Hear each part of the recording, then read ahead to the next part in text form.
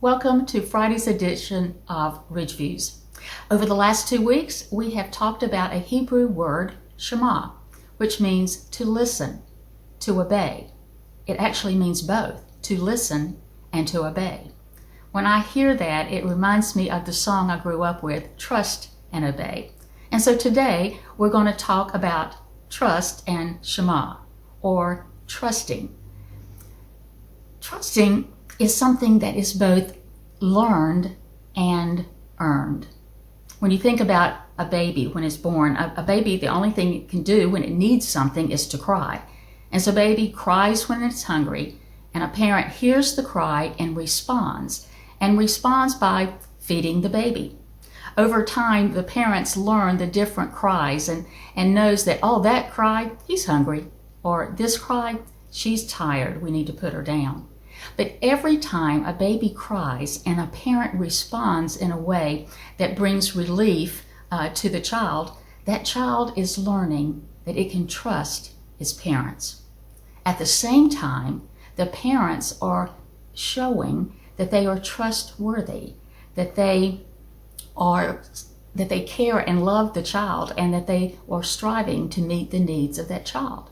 So in all that infant time, the child and the parents are forming this trusting relationship.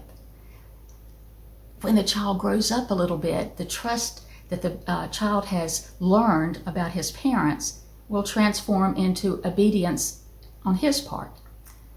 When the parent instructs the child, no, don't do that, the child who has already learned that the parent is trustworthy will be more likely to obey the parent, because the parent is already someone whom the baby trusts. Trust and obey. It is both earned and learned. Now, there are times when we cannot always learn that someone is trustworthy before we need to obey them. When the child goes to school, for example, hasn't had a chance to form a relationship with the teacher, but that child still needs to obey the instruction of the teacher. In that situation, the child must make a decision. Am I going to trust before I learn if they are trustworthy, or am I not? It's been my experience that a child that has been raised in a home where trust is in abundance, that child will operate from I will trust you until you give me reason not to trust you perspective.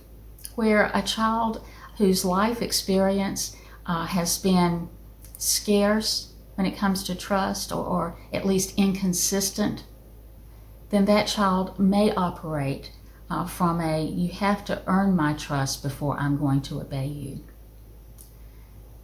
Trust and obey. You know, there's a story in the Bible about a family, Isaac and Rebekah, and their two sons, Esau and Jacob.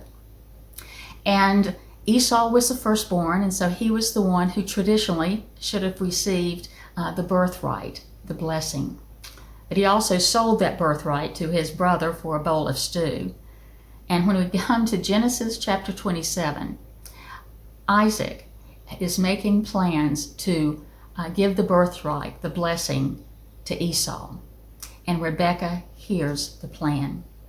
And Rebekah has a conversation not with Isaac and not with Esau, but with her other son, Jacob.